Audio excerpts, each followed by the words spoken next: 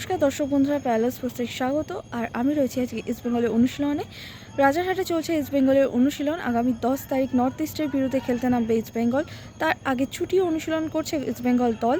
তবে ইস্ট বেঙ্গল অনুশীলনে আজকে উপস্থিত ছিলেন না সাউল ক্রেসপো। তবে ইস্ট বেঙ্গলের কাছে একটা স্বস্তির বিষয় হলো ভিক্টর ভাস্কুয়েজ ইতিমধ্যেই মাঠে নেমে পড়েছেন এবং তিনি ছুটিও অনুশীলন করছেন কোচ কার্লোস কোয়াদ্রাদের তত্ত্বাবধানে এবং পুরো টিমের সঙ্গে। উপস্থিত ছিলেন আজকে অনুশীলনে হরমনজোত সিং খাবড়া। তিনি একাই রিহ্যাব সারলেন, তবে দলের সঙ্গে তিনি কোনোভাবেই অনুশীলন করেননি। ইস্টবেঙ্গল দল অনুশীলন যখন সারছিলেন তখন তার পাশে তিনি একাই ফিজিক্যাল ট্রেনারের সঙ্গে রিহ্যাব সারছিলেন। তিনি কবে মাঠে আসতে পারবেন সেই বিষয়ে এখনও অবধি কিছু জানা যায়নি।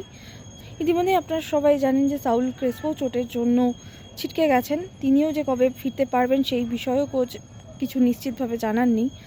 তবে কেমন হলো আজকে ইস্ট বেঙ্গলের অনুশীলন, চলুন দেখে নেব।